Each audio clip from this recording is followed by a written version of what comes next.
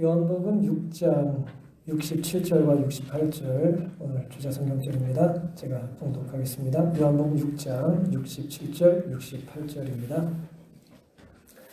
예수께서 12 제자에게 이르시되 너희도 가려느냐? 시몬 베드로가 대답하여 주여 영생의 말씀이 계시매 우리가 네게로 가오리까.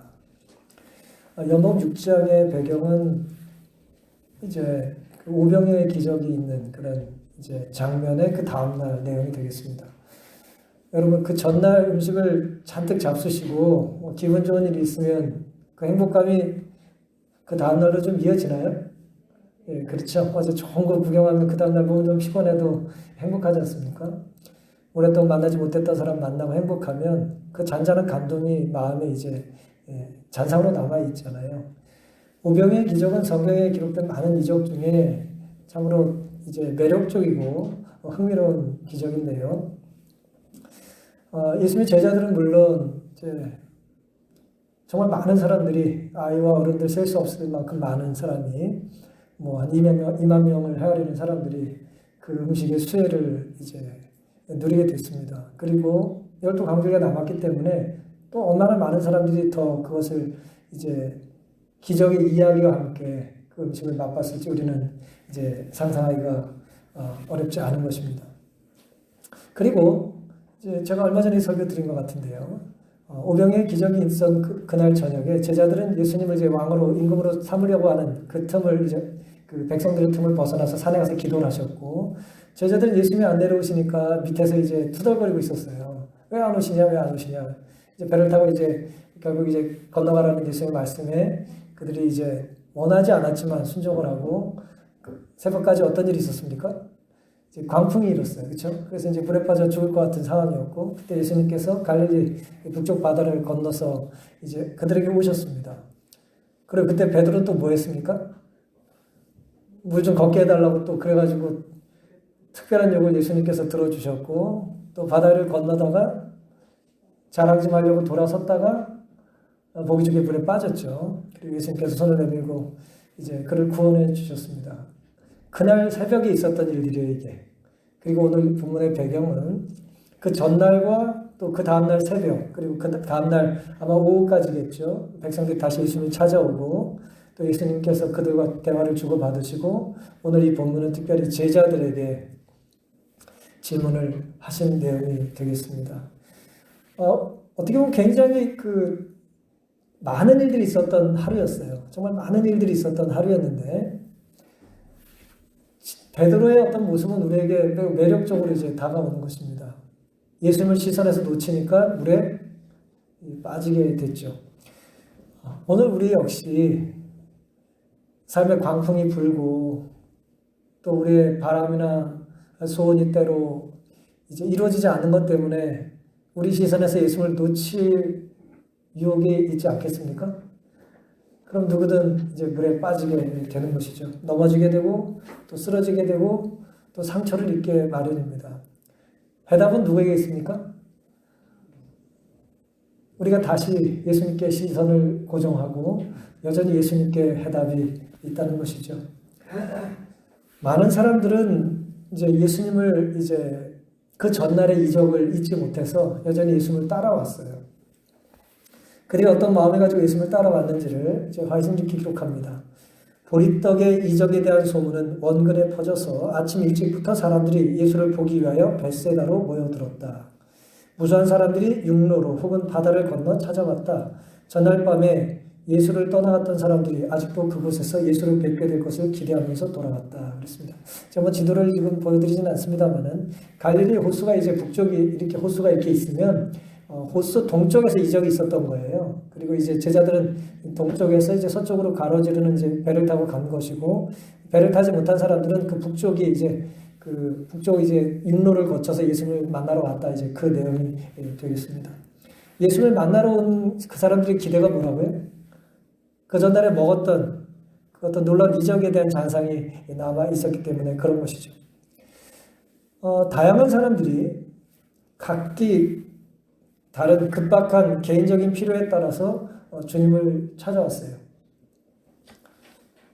많은 일들이 지난 하루 사이에 있었던 것이고요. 특별히 오병이어의 기적을 맛본 사람들이 혹은 그 이야기를 직접 들은 사람들이 나도 먹고 싶다. 나도 맛보고 싶다. 똑같은 떡과 이제 생선을 전달 받아서 먹었어도 뭐 하고 싶어요? 직접 받고 싶다. 그런 생각을 가지고 예수님을 이제 쫓았던 것입니다. 요한복음 6장 15절에는 그런 예수님을 이제 왕으로 임금으로 삼으려고 했고요. 예수님께서는 그것을 피해서 이제 기도하러 산에 올라가시고 이제 그런 일들이 있었던 것입니다. 이게 오늘 이제 요한복음 6장 후반부에 있는 말씀을 이해하는 배경이 되겠습니다. 예수님께서 제자들에게 67절에 의하면 너희도 가려느냐 이렇게 질문을 하시죠. 오늘 이 본문을 말씀을 중심으로 이제 제목을 정했습니다. 너희도 가려느냐. 66절에 보시면요. 이러므로 제자 중에 많이 물러가고 다시 그와 함께 다니지 아니하더라 그랬습니다. 많은 사람들이 예수를 만나러 왔다 그랬죠. 수많은 사람들이 예수를 만나러 왔는데 이제는 뭐라고 기록해요? 66절에 이러므로 제자 중에 많이 물러가고 이 제자는 12제자를 얘기하는 게 아니고요. 오병이어의 기적에 동참했던 사람들 얘기하는 거예요. 군중들을 얘기하는 것입니다. 그러니까 수없이 몰려왔던 군중들이 어떤 이유에서인지 예수님의 곁을 뭐예요? 이제 떠나갔다는 거예요. 이러므로 그 앞 내용을 살펴보겠습니다. 그들이 이제 예수님의 곁을 간 것이죠. 주님과 함께 다니지 아니했다 그랬습니다. 그들이 물러간 이유를 알기 위해서는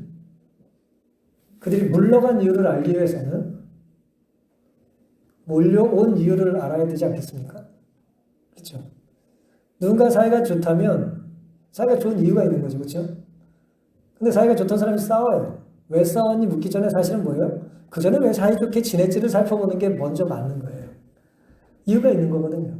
수많은 사람이 몰려갔는데 예수님의 곁을 떠나갔는데 떠나간 이유는 그 전에 왔던 이유가 있었고 그 이유가 이제 더 이상 충족되지 않기 때문에 떠나지 않았겠어요?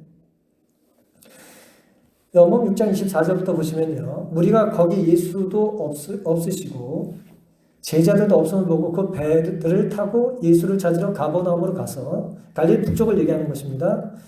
바다 건너편으로 만나 랍비여 어느 때에 여기 오셨나이까 하니 그러니까 예수님을 찾으러 다니던 사람들이 육로를 혹은 배를 타고 예수님을 따라와서 이제 예수님이 계시니까 언제 여기 이렇게 오셨습니까? 라고 이제 되물었다는 거예요. 물었다는 것입니다.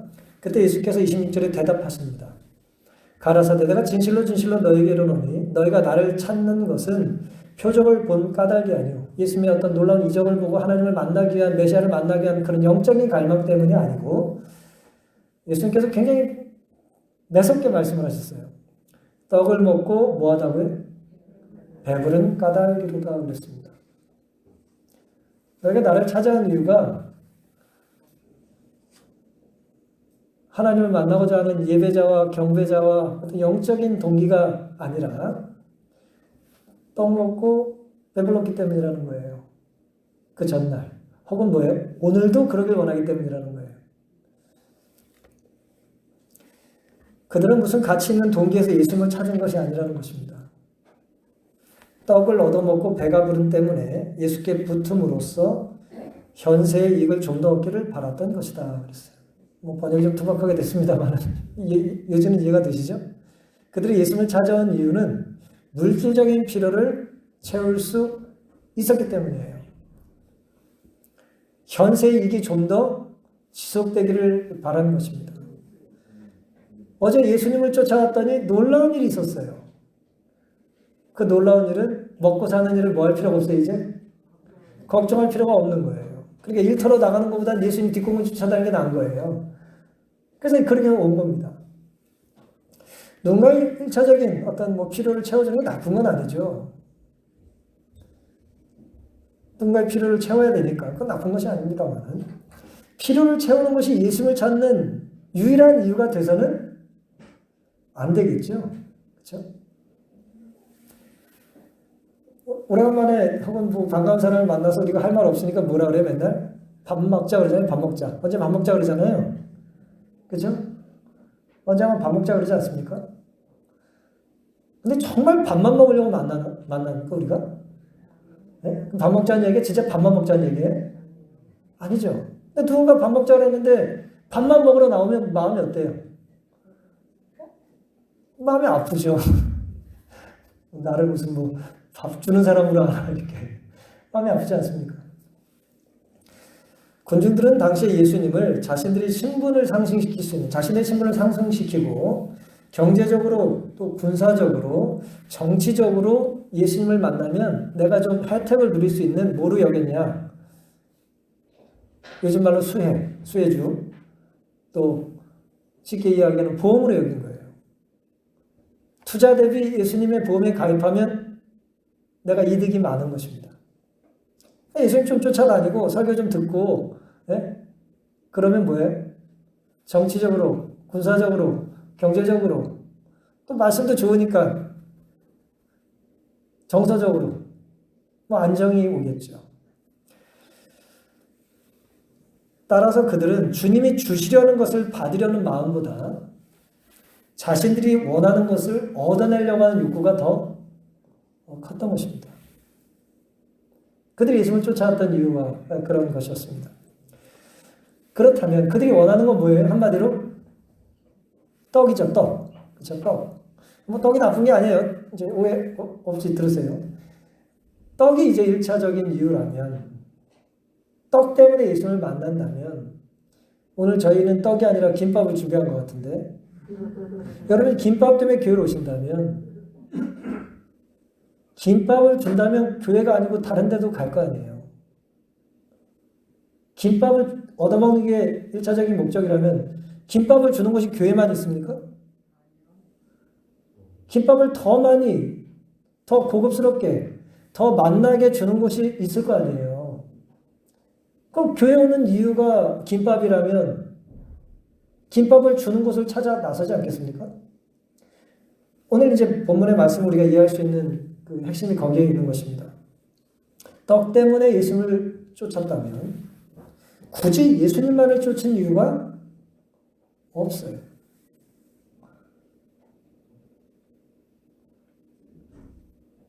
이게 이제 교회가 이제 예배를 드리거나 우리가 기독교 문화를 유지하는 데 있어서 놓치지 말아야 될 가치예요. 우리가 좋은 찬양을 준비할 수 있고 아름다운 예를 들어 영상을 준비할 수 있고 고급스러운 어떤 그 문화를 체험하게 해줄 수 있어요, 교회가. 오랫동안 한국 사회가 가난하고 힘들었기 때문에 사실 고급 문화가 교회에서 이루어졌거든요. 우리 어르신들 젊으셨을 땐 그렇잖아요. 학교에서나 교회에서, 특별히 교회 학교에서 데이트도 교회 가면 할 수 있었고, 교회 가면 탁구도 칠 수 있었고, 교회 가면 신기한 뭐 마이크에 노래도 부를 수 있었고, 얼마든지 문화의 장을 교회가 제공했던 시절이 있었죠. 그게 나쁘다는 것이 아니라 교회는 결국 문화의 선두주자가 될 수도 없고 되어서도 안 돼요. 뭐 이제 제 말을 오해 없이 들으시기 바랍니다. 그게 1차적인 욕구가 돼서는 안 되는 것이죠. 왜요? 그보다 더 고급스러운 것을 얼마든지 세상은 뭐 할 수 있습니까? 제공할 수 있어요. 우리가 예수님을 따르는 이유가, 예배드리는 이유가 그것만으로는 곤란한 것입니다. 다른 이유가 있어야 되는 거예요. 꼭 거기에 있어야 될 이유가 있어야 되는 것입니다. 주님은 썩을 양식을 위하여 일하지 말고 영생하도록 있는 양식을 위해서 일하라고 말씀하셨어요. 27절에. 우리가 추구하는 것이 시간이 지나면 어때요? 썩을 거라는 거예요. 예수님이 오병이어를 주셨잖아요. 그렇죠? 오병이어를 우리가 물론 먹으면 뱃속에 들어갑니다만 결국 그 양식은 시간 지나면 어떻게 되죠? 썩잖아요. 그러니까 예수님이 주기를 원하시는 양식은 그 양식을 통해서 썩지 않을 양식을 주고자 원하셨던 것이죠. 하지만 백성들은 뭐만 원한 거예요? 그냥 그 양식으로 족합니다라고 생각한 것이죠. 그리고 그 양식을 주는 곳이면 이리 갔다 저리 갔다 하는 거예요. 요한복음 6장 49절에 너희 조상들은 광야에서 만나를 먹었어도 죽었거니와 그랬습니다. 굉장히 유명한 말씀이죠. 이스라엘 백성들의 조상. 1500년 전에 이스라엘 백성들은 출애굽하면서 뭐 했어요? 광야에서 만나를 몇 년을 먹었습니까? 40년을 먹었어요. 하지만 광야에서 만나를 먹은 모든 무리가 다 죽은 건 아닙니다만은 20살 이상의 하나님 말씀을 듣지 않았던 전 어른들은 죄송하지만 20살에 예수님을 거절해서 하나님 말씀을 듣지 않았던 사람들은 40년 후에 60이 되었는데 환갑이 돼서 가나안에 들어가지 못했잖아요. 광야 생활을 하다 죽게 하셨어요. 하나님께서 잠들게 하셨습니다. 그 말씀이에요. 너희 조상들은 광야에서 만나를 먹어서도 죽었거냐 그랬어요. 이 말씀을 다르게 번역하면 그들은 광야에서 만나만 먹다 산 거예요. 만나면 족한 거예요. 그들은 누가 만나를 주셨는지를 잊어버린 것입니다. 그들은 만나를 필요로 한 것이 만나만 필요했기 때문에 만나를 주신 분을 필요로 하지 않았어요. 사랑하는 성도 여러분, 우리가 주님을 섬기는 것이 떡을 먹고 배부르기 때문이면 곤란하지 않겠습니까? 물론 그것이 접촉점이 되어서 신앙을 하게 되는 동기가 되는 건 의미가 있겠습니다만은 그냥 계속 내가 교회에 가서 뭔가를 얻는 것이 특별히 그것도 물질적인 이유 때문에 교회로 온다면 곤란하지 않겠습니까? 내 이익이 사라진다면 교회를 뭐하러 굳이 가겠냐 이거예요. 내가 자꾸 받으러 간다면 더 큰 걸 주는 대로 가지 뭐하러 이곳에 오겠냐는 것입니다. 주님을 섬기는 것이 유리할 때가 있어요. 기독교인이라는 것이 유리할 수 있습니다. 어떤 문화 속에서 분위기 속에서 그럴 수 있죠. 하지만 우리가 주님을 섬기는 것이 내 미래의 전도 유망한 하나의 선택이기 때문이라면 그것이 중요한 동기가 된다면 결국 주님을 떠날 때가 있을 것입니다. 왜 그럴까요? 언젠가는 주님을 섬기면 불리해지고 내가 기독교 신앙을 한다는 것 때문에 세상으로부터 조롱과 비난을 받을 때가 있지 않겠어요? 성경은 그럴 때가 있을 거라고 그랬어요? 그럴 때가 없을 거라고 그랬어요? 있을 거예요. 우리가 하나님의 말씀 안에 살면서 영광과 축복을 경험하기도 하지만 우리는 하나님 편에 서기 때문에 수치와 모욕과 실패와 좌절을 맛볼 수도 있는 것입니다. 그냥 눈치밥 먹어 눈치가 좋아가지고 여기 줄 섰다 저기 줄 섰다가 그렇게 하다가 내가 잘할 때는 기독교 신앙이 대세였어. 이제는 무신교가 대세네. 그리고 교회를 떠날 수 있지 않겠냐는 것입니다. 오늘 우리와 주님과의 거리는 어느 정도를 우리가 유지하고 삽니까? 거리가 좁혀지거나 거리가 멀어지는 이유가 물질적인 동기가 아니기를 간절히 바랍니다. 우리 신앙도 마찬가지고 교회 기관에 봉사하시는 것도 마찬가지고 일하시는 것도 마찬가지고 우리 저처럼 이 교회의 사역자가 되어서 하나님의 일을 이제 하는 사람으로 살아갈 때 여러분이 저에게 기대하시는 것이 만약에 저 사람은 물질 때문에 이 일을 한다고만 생각한다면 얼마나 이것이 불행한 일이 되겠냐는 것입니다. 우리는 하나님의 일을 우선하고 하나님께서 우리의 먹고 사는 일을 해결해 주실 걸 믿으며 살아야 되는 그런 사람들이라는 것을 결코 잊지 않게 되시기를 간절히 바랍니다. 주님께서 요한복음 6장 27절에 예수님의 곁을 떠나가던 그런 많은 사람들, 떡 먹고 배부른 것 때문에 예수님을 쫓았던 사람들이 이제 말씀을 이해를 못하겠어요. 뭐 이상한 말씀을 자꾸 하시니까 너무 어렵다. 뭐 생명의 떡이다. 나를 먹고 살아라.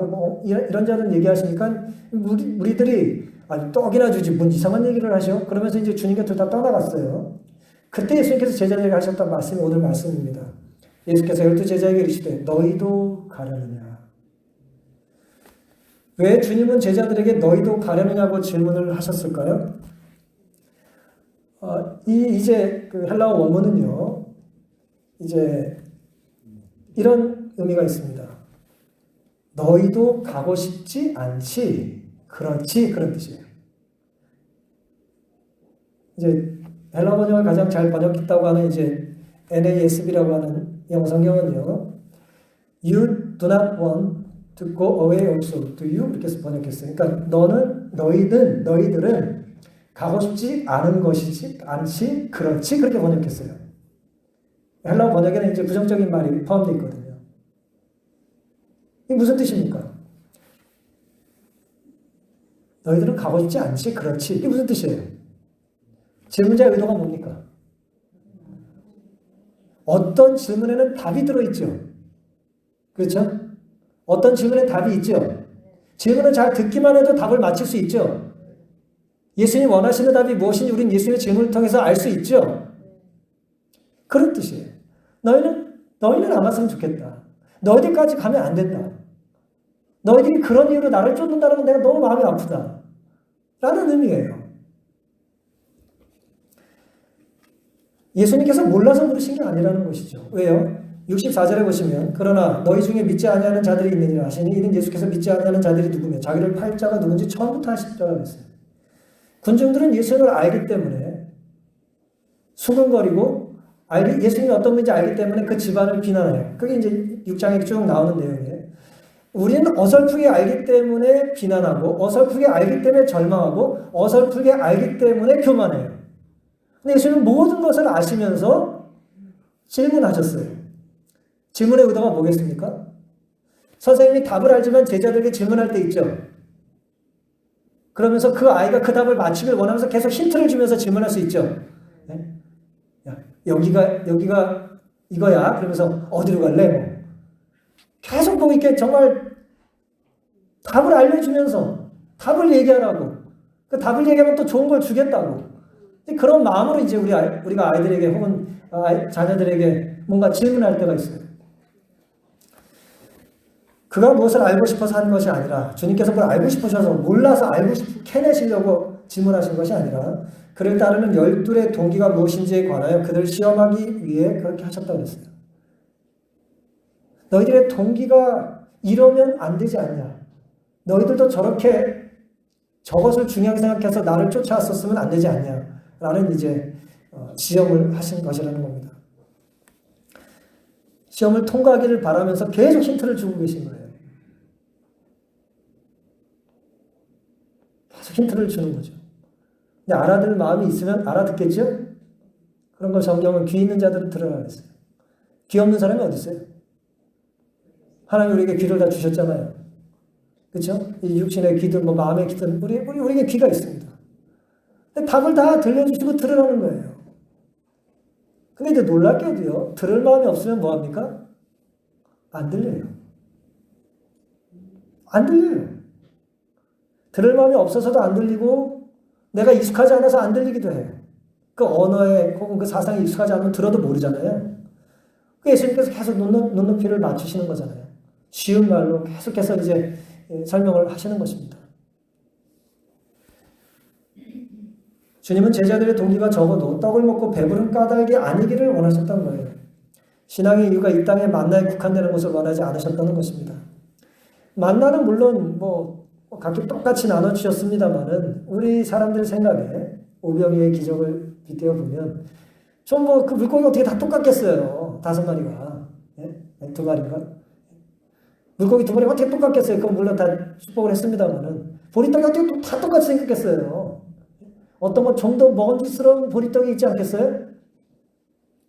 아닙니까? 일단 김밥 나눠줄 때 저게 좀 더 밥이 더 많이 들어간 것 같은 김밥 있을 수 있잖아요. 나보다 단무지가 좀 더 긴 것 같고 말이에요. 나보다 좀 더 큰 만나, 혹은 나보다 좀 더 고급스러운 만나, 좀 더 요리가 잘 된 만나가 우리 주변에 있을 수 있지 않겠습니까? 있어요. 하지만 그것만 먹어도 죽습니다. 맨날 좋은 것만 결국 먹어도 이 세상에서 제일 좋은 사과만 평생 먹어도 죽어요.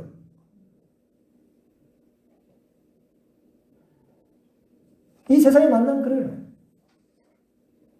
너희 조상 이스라엘은 광야에서 만나를 먹었어도 죽었다고 했잖아요. 죽는 것입니다. 그래서 주님은 먹어도 죽지 않을 만나로 주님 자신은 우리에게 주고자 원하시는 거예요. 요한복음 6장 47절 진실로 진실로 너에게 이르노니 믿는 자는 영생을 가졌나니 예수님을 믿으라는 거예요. 만나를 누가 줬는지 기억하라는 거예요. 믿는 자는 영생을 가졌나니 내가 곧 생명의 떡이로라. 아니 만나 좀 얻어먹으려고 왔더니 오병이의 기적 좀 얻으려고 왔더니 예수님을 주신대요. 내가 원하는 건 떡인데 내 마음을 가져오고 마음은 됐고 돈이나 주고 이제 그런 거예요 지금. 이는 하늘로서 내려온 떡이니 누굽니까? 성령께서 하신 예수님이잖아요. 하늘로서 내려온 떡이니 사람으로 하여금 먹고 죽지 아니하게 하는 것이니라. 나는 하늘로서 내려온 산 떡이니 사람이 이 떡을 먹으면 영생하리라. 나의 줄 떡은 그 세상의 생명을 위한 내 살이로라 하시니라. 뭐 이상한 말씀을 하세요. 이해가 잘 안 가는 거죠. 53절 예수께서 이르시되 내가 진실로 진실로 너에게 이르노니 인자의 살을 먹지 아니하고 인자의 피를 마시지 아니하면 너희 속에 뭐가 없어요? 생명이 없느니. 우리는 이 말씀을 그냥 하도 신앙생활 오래 해가지고 성찬식으로 바로 연결을 시켜요. 그렇죠? 근데 당시의 사람들이 이 말씀을 보고 뭐라고 느꼈겠어요? 이때 성찬식 하기도 전이에요. 이런 얘기를 하던 사람이 없었어, 그 전에. 갑자기 자기를 먹으래, 자기를. 떡을 얻어먹으러 왔더니 떡이나 주지. 무슨 나를 먹고 달라는 거예요. 하늘에서 내려온 떡이라는 것입니다. 그리고 내 피를 마시라는 거예요. 그럼 생명이 있을 거라는 거예요. 어렵죠? 60절 제자 중 여럿이 듣고 말하되 이 말씀은 어때? 뭔 소리인지 모르겠다. 왜 못 알아듣습니까? 내가 원하는 것과 주시겠다는 게 가까이 달라요. 다르기 때문이에요. 내가 온 이유와 주님께서 우리를 초청하신 이유가 다르기 때문이에요. 주님이 우리를 인도하시길 원하는 길과 내가 가고자 원하는 길이 다르기 때문이에요. 어렵도다. 누가 들을 수 있느냐 한데 누가 순종할 수 있고 누가 믿을 수 있겠느냐라는 얘기예요. 61절 예수께서 스스로 제자들이 이 말씀에 대하여 수근거리는 줄 아시고 가라사대 이 말이 너에게 걸림이 되느냐. 그렇다면 주님의 살을 먹고 피를 마신다는 의미가 무엇일까요?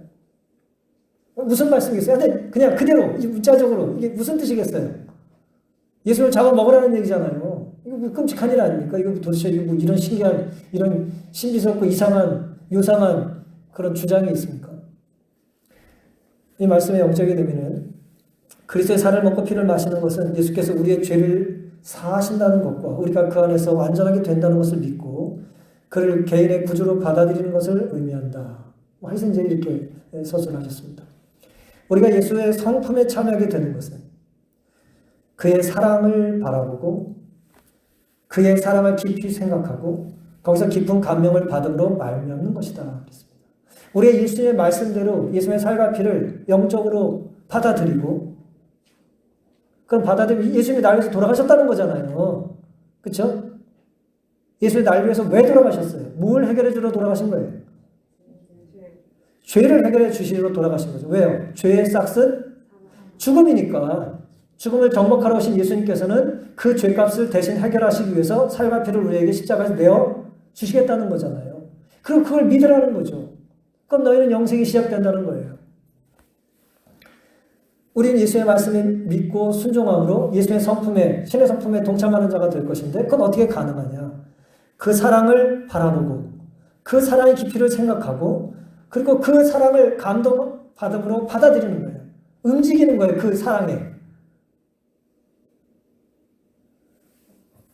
여러분 이제 사람이 뭐 연약한 것 같아도 굉장히 또 괜찮은 존재들이에요. 지난 제가 태풍이 좀 일었을 때 우리 아이를 설득해가지고 불암산에 한번 데리고 간 적이 있어요. 비바람이 치던 폭풍이 치던 날인데 불암산에 데려갔더니 웬 정신 나간 아저씨 딱 한 명 와 있더라고요. 거기 정상 올라가다 보면은 그 올라가는 길이 있거든요. 데크를 좀 만들어놨는데 그걸 붙잡고 올라가야 될 만큼 바람이 많이 불었어요. 그 충격에 이제 다시는 저를 쫓아오지 않는데 그걸 붙잡고 이제 올라가요. 바람이 부는 날 날아갈 것 같으니까 이제 올라가요. 올라가는데 사람이 무엇인가 붙잡고 날아가지 않겠다라고 할 때 물론 더 강력한 바람이 불어서 날아갈 수도 있겠지만은 웬만하면 사람은 날아가지 않아요.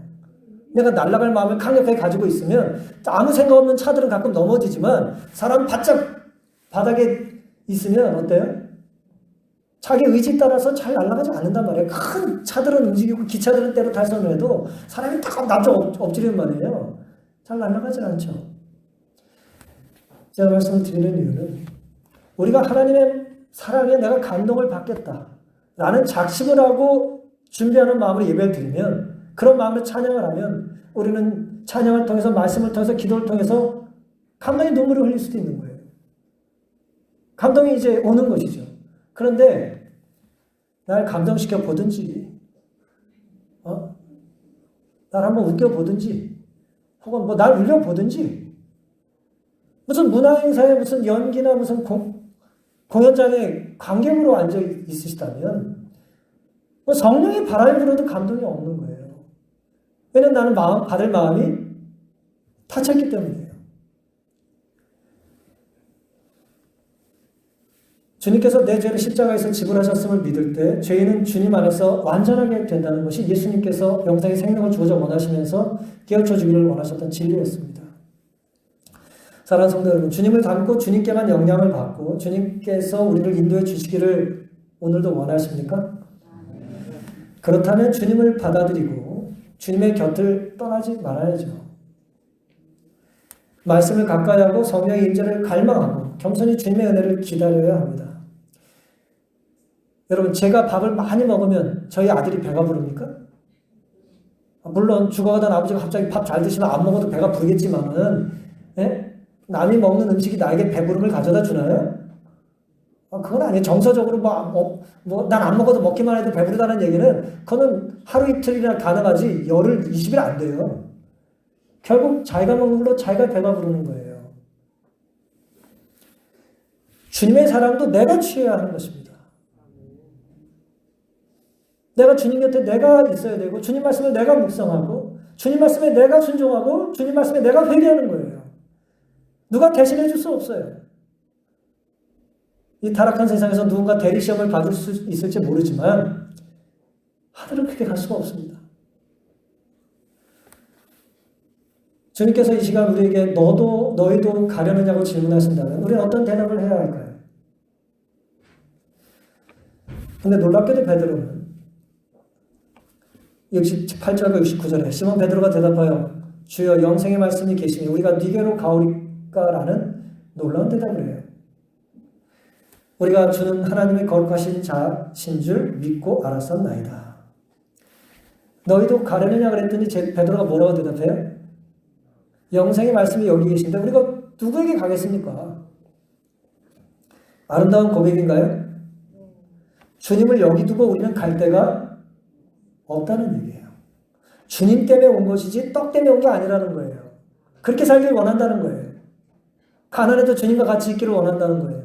나에게 부를 주신다면, 나에게 건강을 주신다면, 나에게 축복해 주신다면 주님을 지키겠습니다가 아니라 주님과 함께라면 가난해도, 때로 아파도, 때로 어려움을 당해도 우리는 주님 곁을 지키겠다는 거예요. 주님 품이 우리의 쉴 곳이고 숨을 곳이고 의지하고 믿을 만한 유일한 곳이라는 고백인 것입니다. 근데 놀라운 것은 말이에요. 그날 새벽에 베드로가 바다에서 뭐 했습니까? 바다에서 뭐 했어요? 바다 위를 걷기도 했지만 뭐 했어요? 빠지기도 했잖아요. 여러분, 한날의 시작이 보기 좋게 실패였다 할지라도 우리가 종일 실패자로 살 필요는 없습니다. 내 인생의 20대의 시작이 실패자였다고 해서 우리 인생의 마감을 실패자로 살 필요는 없는 거예요. 내가 입술로 부정한 삶을 토로하고 부정한 말을 하고 하지 못한 행동을 했다고 해서 계속 그렇게 살 필요는 없는 것입니다. 주님께서 우리에게 다가와 질문하실 때 베드로처럼 다시 정답을 토로하는 것을 두려워하지 않게 되시기를 바랍니다. 용기 내서 고백하는 거예요. 시인하는 것입니다. 다윗이나 바울이 다 시인의 중요성을 이렇게 말합니다. 로마서 10장 10절 사람이 마음으로 믿어 의에 이르고 입으로 시인하여 뭐합니까? 구원에 이른다 그랬어요. 입으로 시인하는 거 중요한가요? 세 사람 대답하네요. 입으로 시인하는 거 중요합니까? 중요하다고 성경이 말합니다.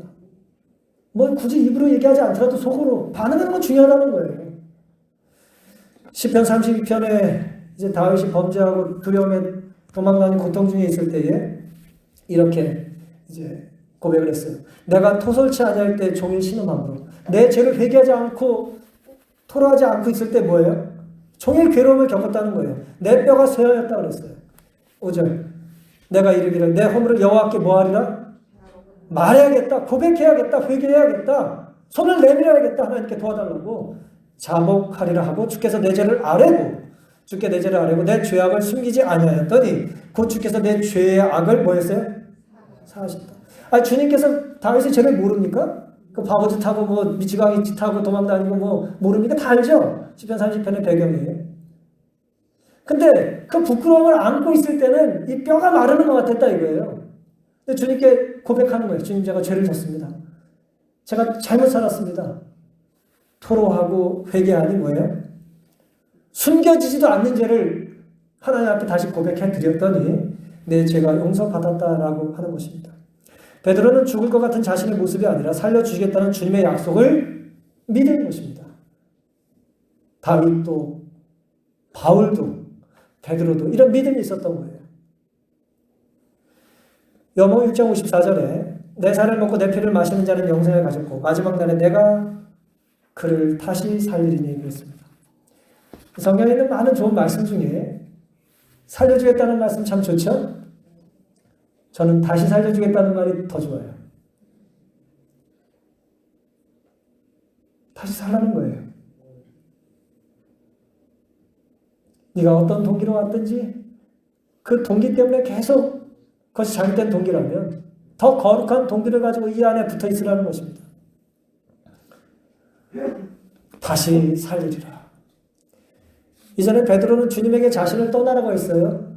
제자로 부름받고 바닷가에서 이제 물고기 잡은 이적 이후에 누가복음 5장 8절에 보면 시몬 베드로가 이를 보고 예수의 무릎 아래 엎드려 가로되 주여 나를 떠나소서 나는 죄인으로소이다 그랬어요. 주님을 만나고 주님의 이적을 경험한 이후에 너무 놀라워요. 내가 주님 곁에 있을 만한 사람이 아닌 죄인이라는 걸 깨달았어요. 그러면서 뭐라고 말하냐면 주여 나를 떠나소서 나는 죄인으로소이다 그랬어요. 근데 이 말씀을 훨씬 이렇게 설명을 하셨습니다. 베드로는 나를 떠나소서 나는 죄인으로소이다라고 부르짖었으나 자기는 그에게서 떠날 수가 없다는 것을 느끼면서 예수의 발에 매달렸다 그랬어요. 좀 놀랍죠? 상상이 갔어요? 예수님 붙잡으면서 저를 떠나셔야 됩니다. 그것도 놓지 않는 거예요.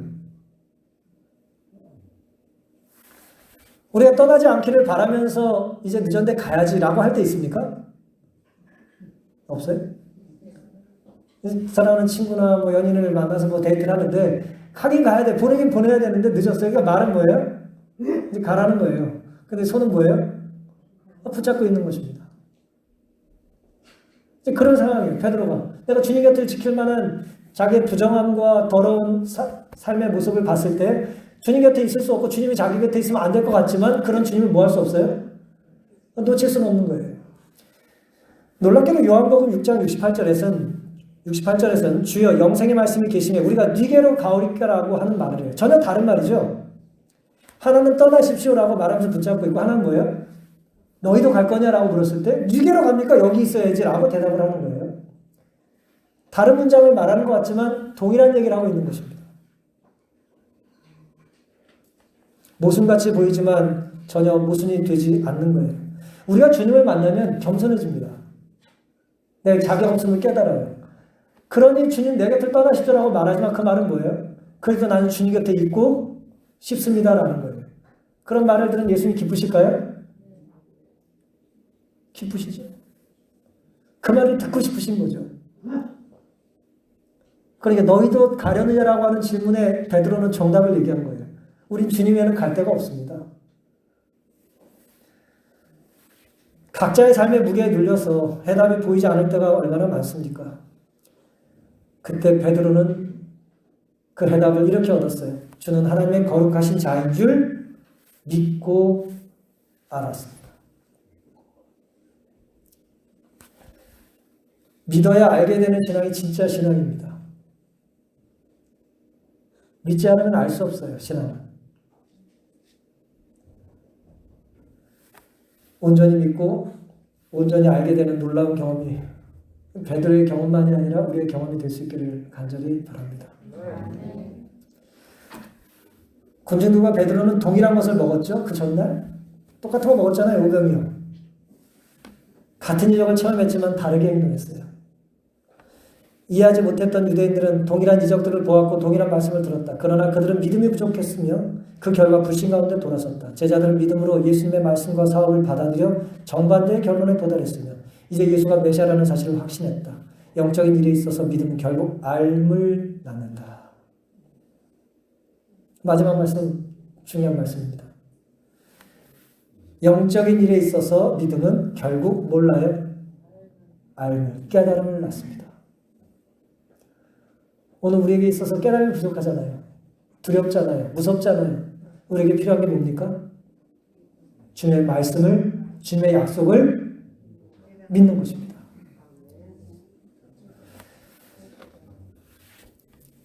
톨스토이의 인생론에 보면요, 이렇게 이제 자신의 인생을 정리하면서 톨스토이가 이런 말을 합니다. 금은 보화보다 더 값진 생각들이라고 하는 이제 짧은 글을 남겼어요. 우리는 돈이 가득 든 지갑을 잃어버리면 아까워한다. 그렇죠? 돈 든 지갑 잊어버리면 얼마나 아까워요. 그러나 어떤 생각이 떠오르거나 책에서 본 좋은 생각들, 우리가 살아가면서 적용하고 기억해야 하는 생각들, 더 나은 세상을 만들 수 있는 생각들을 잃어버리고도 잃어버린 사실조차 곧 잊어버린다. 그것은 금은 보화보다 더 값진 것임에도 불구하고 아까워하지도 않는다는 게 있어요. 우리가 아까워하는 게 있어요. 야, 그거 내가 꼭 했어야 되는데, 그거 가봤어야 되는데, 그걸 내가 샀어야 되는데, 아까워하는 거 있습니까? 근데 진짜 진정으로 아까워야 될 것은 아까워할지도 모르고 가치 있는 걸 기억도 못한다는 거예요.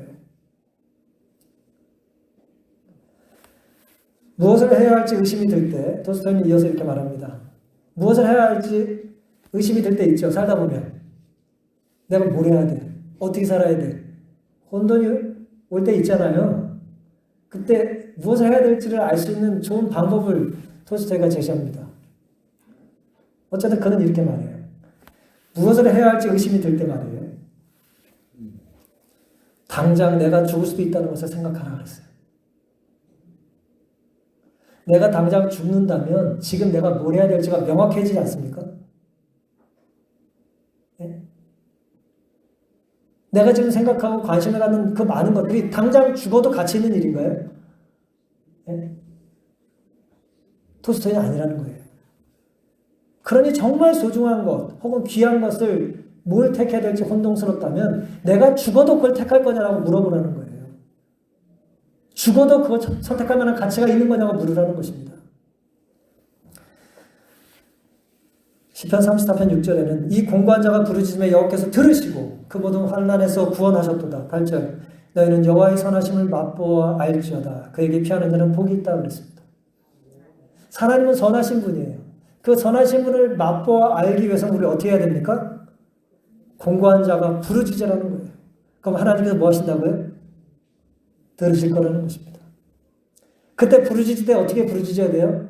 하나님 우리를 인도해 주신다고 약속하시지 않으셨습니까? 우리와 함께 하신다고, 우리 끝까지 책임져 주신다고, 사망의 음침한 골짜기를 지나도